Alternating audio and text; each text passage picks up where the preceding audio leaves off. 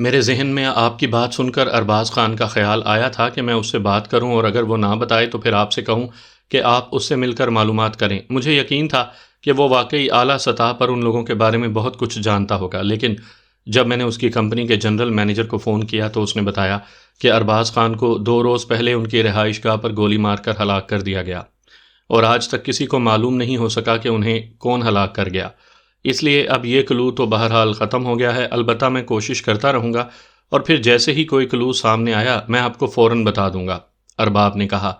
ارباز خان، اس company کا کیا نام تھا؟ عمران نے پوچھا۔ International pesticide importers corporation, اس کا head office Arbaz plaza Asif road پر ہے۔ یہ کنگ آف پیسٹی سائیڈ کہلاتا تھا، ارباب نے جواب دیا۔ ٹھیک ہے، بہرحال کوشش کرتے رہنا، عمران نے کہا اور ریسیور رکھ دیا۔ اب کیا کرنا ہے؟ صدیقی نے کہا۔ کرنا کیا ہے؟ کوئی نہ کوئی کلو تلاش کرنا ہے، اور کیا کرنا؟ اب مشن کو نامکمل تو نہیں چھوڑا جا سکتا نا، عمران نے کہا۔ لیکن مسئلہ تو کلو کا ہے، صدیقی نے کہا تو عمران نے اس بات میں سر ہلا دیا اور پھر ریسیور اٹھا کر اس نے نمبر ڈائل کرنے شروع کر دیے۔ Shunga city club. رابطہ قائم ہوتے ہی ایک نسوانی آواز سنائی دی۔ مینیجر سے بات کراؤ، میں سینٹرل انٹیلیجنس سے بول رہا ہوں، عمران نے کہا۔ یس سر، ہولڈ آن کریں۔ دوسری طرف سے کہا گیا۔ ہیلو، مینیجر عبد الصمد بول رہا ہوں جناب۔ چند لمحوں کے بعد ایک مردانہ آواز سنائی دی۔ اومیگا ٹریڈرز کے جو کہ ادویات کی سپلائی کا کام کرتی ہے، اس کا چیف سپروائزر احمد ملک تمہارے کلب کا ممبر ہے، کیا یہ بات درست ہے؟ عمران نے کہا۔ جی ہاں جناب، وہ اکثر کلب میں آتے رہتے ہیں۔ دوسری طرف سے کہا گیا۔ مجھے احمد ملک کے بارے میں ایک خفیہ انکوائری کرنی ہے۔ مجھے یقین ہے کہ آپ اس سلسلے میں مکمل تعاون کریں گے، ورنہ دوسری صورت میں آپ کو ہیڈ کوارٹر طلب بھی کیا جا سکتا ہے۔ عمران نے سرد لہجے میں کہا۔ جناب، میں مکمل تعاون کروں گا، ہمارا کلب ہر لحاظ سے صاف ہے اور ہم نے ہمیشہ حکومت سے تعاون کیا ہے، جناب عبد الصمد نے جواب دیتے ہوئے کہا۔ احمد ملک کی سب سے زیادہ دوستی یہاں شونگ میں کس سے تھی؟ کوئی ایسا آدمی یا عورت جو اس کے خفیہ رازوں سے بھی واقف ہو؟ عمران نے کہا۔ جناب، مجھے ذاتی طور پر تو معلوم نہیں، لیکن میں نے سنا ہے کہ احمد ملک صاحب کا زیادہ اٹھنا بیٹھنا یہاں کے ایک ادویات کے بڑے ڈسٹریبیوٹر رزاق سے رہتا ہے۔ وہ اور رزاق دونوں اکٹھے ہی کلب آتے تھے اور اکثر اکٹھے ہی رہتے تھے، مینیجر نے جواب دیا۔ یہ رزاق کہاں مل سکے گا؟ عمران نے پوچھا۔ جناب، رزاق میڈیسن ایجنسی کا ادارہ ہے اور شونگ میڈیسن مارکیٹ میں سب سے بڑا ادارہ ہے جناب۔ وہ اس ادارے کا مالک ہے اور یہاں کا کافی با اثر آدمی ہے، عبد الصمد نے جواب دیتے ہوئے کہا۔ اس کا فون نمبر؟ عمران نے پوچھا۔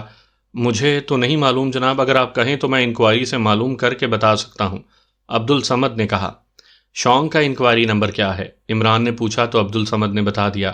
اوکے، میں خود ہی ان سے بات کر لوں گا، لیکن اب یہ کہنے کی ضرورت تو نہیں کہ اٹ از سیکرٹ، عمران نے کہا۔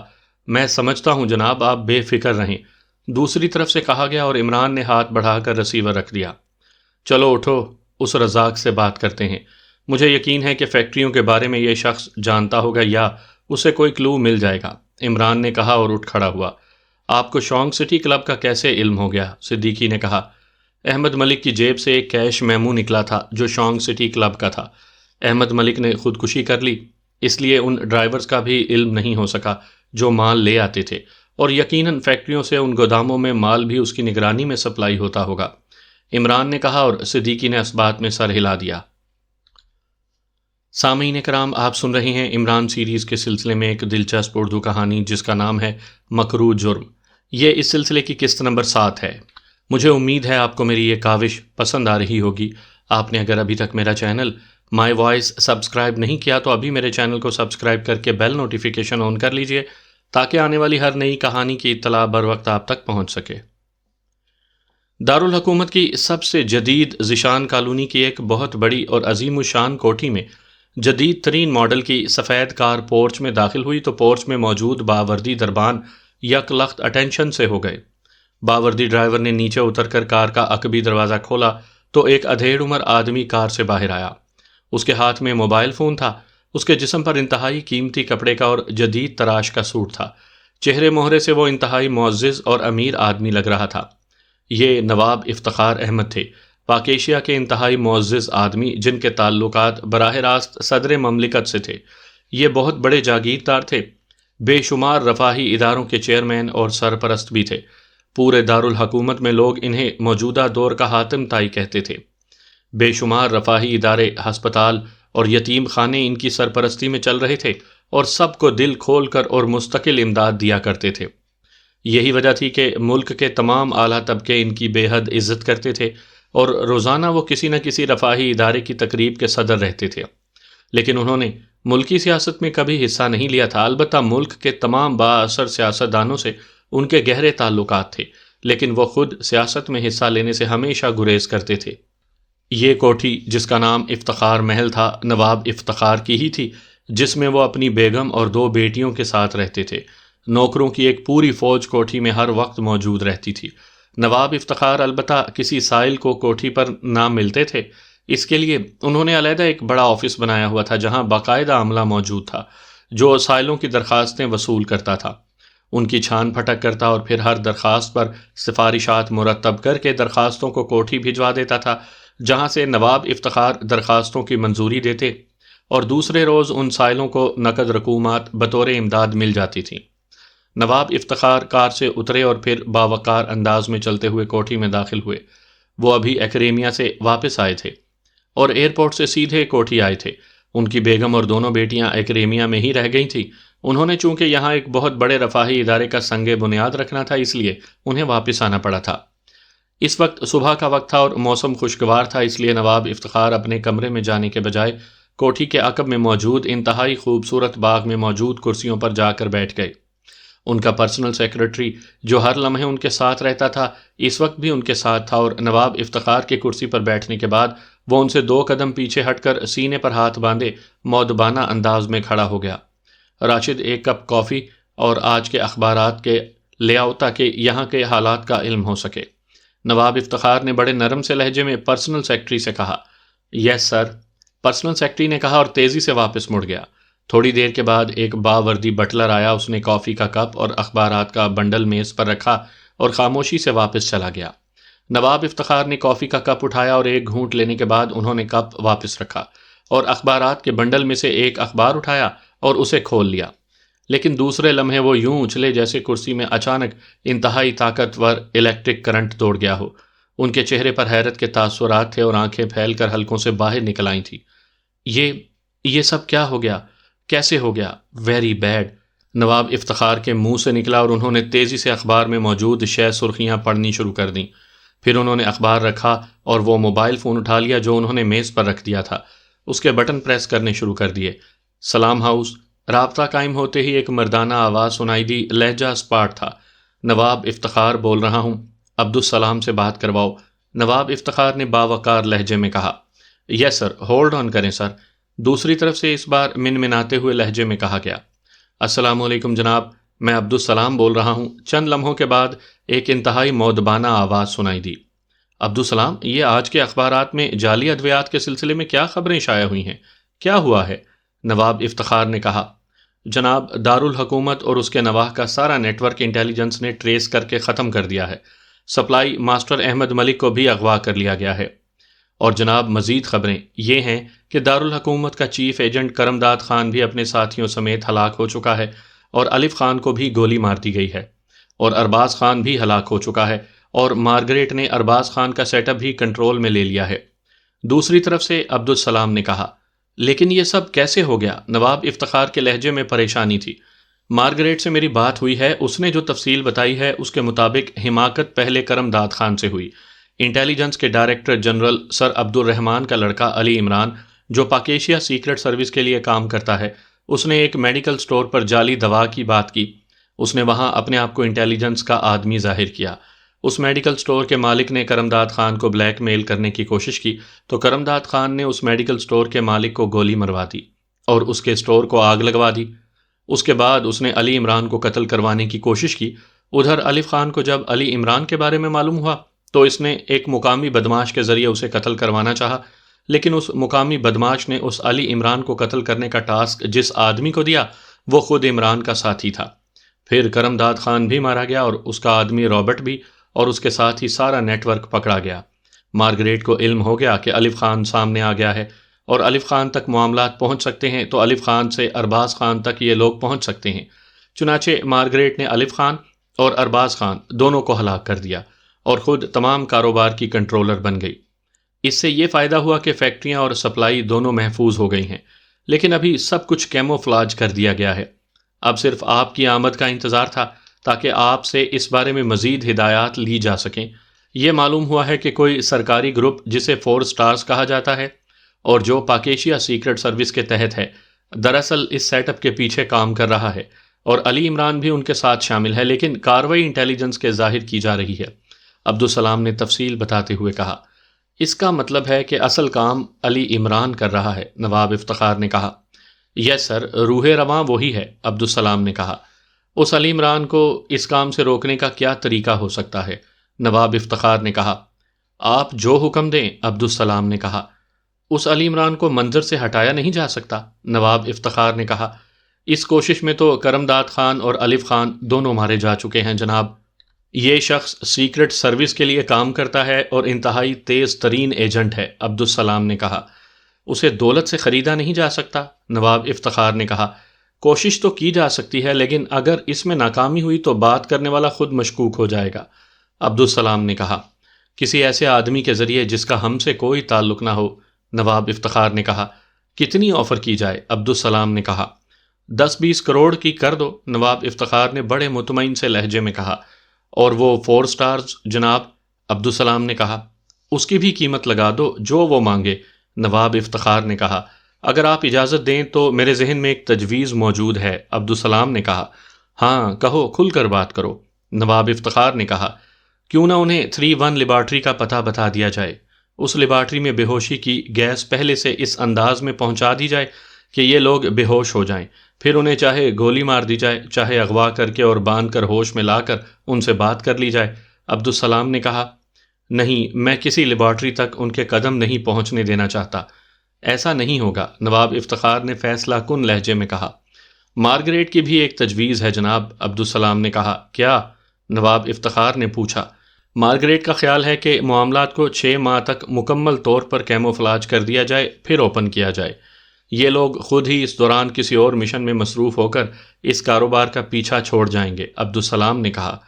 نہیں، یہ ممکن نہیں ہے، اس طرح تو سارا کاروبار یکسر ختم ہو جائے گا، نواب افتخار نے جواب دیتے ہوئے کہا۔ پھر جیسے آپ کا حکم، عبدالسلام نے کہا۔ مارگریٹ سے کہو کہ وہ مجھ سے بات کرے، میں اس سے تمام حالات معلوم کر کے کوئی حتمی فیصلہ کروں گا، نواب افتخار نے کہا۔ جناب، پھر وہ رقم کی آفر والی بات ابھی رہنے دی جائے، عبدالسلام نے کہا۔ ہاں ابھی رہنے دو، مجھے نہ جانے کیوں احساس ہو رہا ہے کہ یہ آدمی رقم کے لالچ میں نہیں آئے گا۔ میں اس کے باپ کو اچھی طرح جانتا ہوں، وہ انتہائی بااصول آدمی ہے، نواب افتخار نے کہا۔ اوکے جناب، میں مارگریٹ کو کہہ دیتا ہوں جناب کہ وہ آپ سے رابطہ کرے، دوسری طرف سے کہا گیا، اور نواب افتخار نے فون آف کر کے اسے واپس میز پر رکھا اور پھر اخبارات اٹھا کر اس کا مطالعہ کرنا شروع کر دیا۔ تھوڑی دیر بعد فون کی گھنٹی بج اٹھی تو نواب افتخار نے ہاتھ بڑھا کر فون اٹھایا اور اس کا بٹن آن کر دیا۔ یس، نواب افتخار بول رہا ہوں، نواب افتخار نے انتہائی باوقار سے لہجے میں کہا۔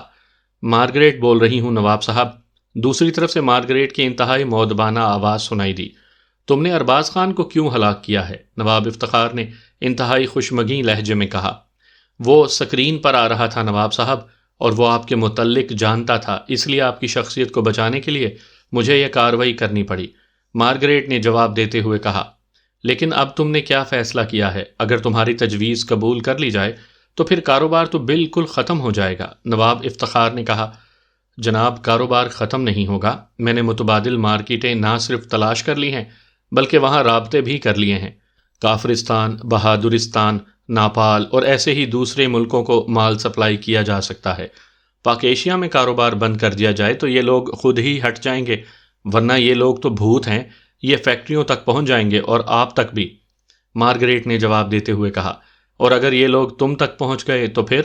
نواب افتخار نے کہا۔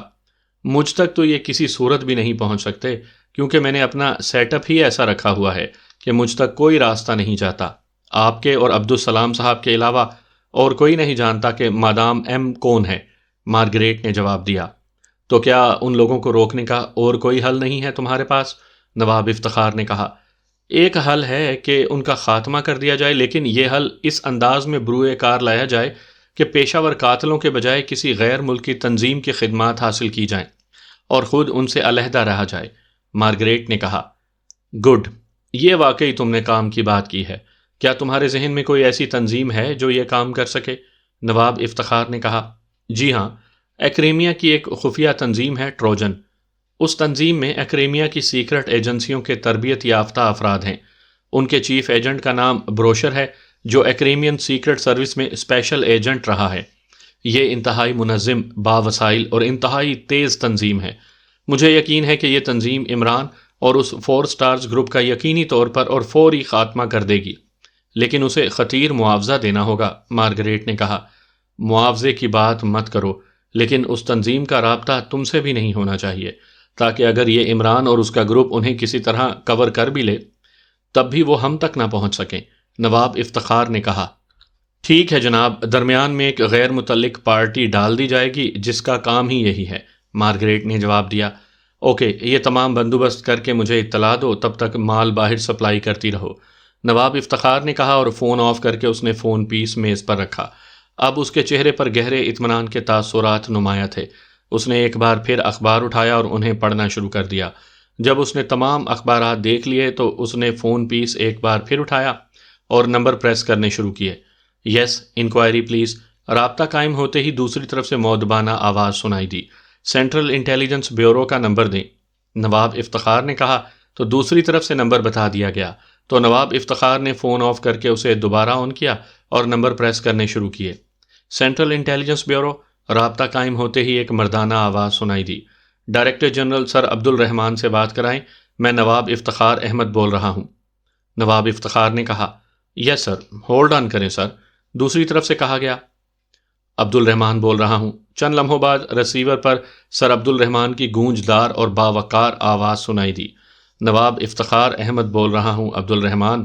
نواب افتخار نے قدرے بے تکلفانہ لہجے میں کہا، او نواب صاحب، آپ فرمائیے، آج اتنی صبح کیسے یاد کیا؟ سر عبد الرحمان نے بھی اس بار بے تکلفانہ لہجے میں کہا، میں آج صبح ایکریمیا سے واپس آیا ہوں اور آتے ہی جب میں نے اخبارات پڑھے تو سارے ہی اخبارات تمہارے ڈپارٹمنٹ کی تعریفوں سے بھرے ہوئے نظر آئے۔ میری طرف سے مبارکباد قبول کرو۔ ویسے تمہارا یہ سپرنٹینڈنٹ فیاض تو واقعی انتہائی کام کا آدمی ہے، اس نے اس قدر مکروہ اور بھیانک جرم کا کلا کما کر دیا ہے، نواب افتخار احمد نے مسکراتے ہوئے کہا۔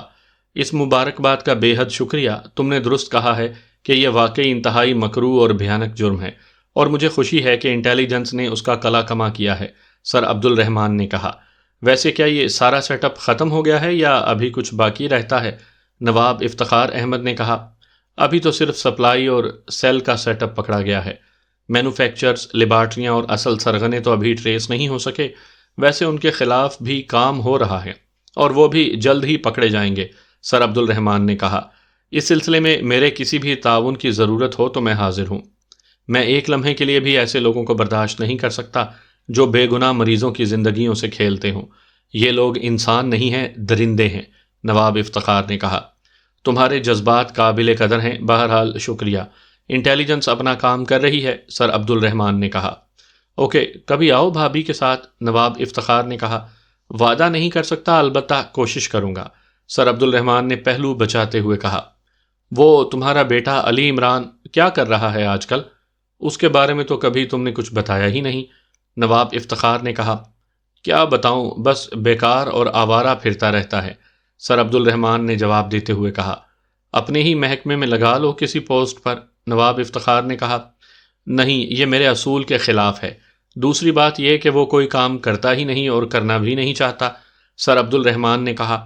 ایک بار ایک محفل میں ایک صاحب اس کے بارے میں بتا رہے تھے کہ وہ کوئی بہت بڑا ایجنٹ ہے اور پاک ایشیا سیکرٹ سروس کے لیے کام کرتا ہے۔ کیا واقعی ایسا ہے؟ نواب افتخار نے کہا۔ ارے نہیں، ایجنٹ کیا ہونا ہے، بس میرے محکمے کے سپرنٹینڈنٹ فیاض کا دوست ہے، اس کے ساتھ کبھی کبھی کام کر لیتا ہے اور بس، باقی سب پروپیگنڈا ہے، سر عبد الرحمان نے کہا۔ اوکے، شکریہ، خدا حافظ، نواب افتخار نے کہا اور فون آف کر کے اس نے میز پر رکھ دیا۔ کہیں یہ مارگریٹ خواہ مخواہ تو اسے خطرناک نہیں بنا بیٹھی، جبکہ اس کا باپ کہہ رہا ہے کہ وہ آوارہ ہے، نواب افتخار نے بڑبڑاتے ہوئے کہا اور پھر کرسی سے اٹھ کھڑا ہوا۔ چلو جو بھی ہے ختم ہو جائے گا، نواب افتخار نے ایک بار پھر کہا اور تیزی سے مڑ کر عمارت کی اندرونی سمت کی طرف بڑھ گیا۔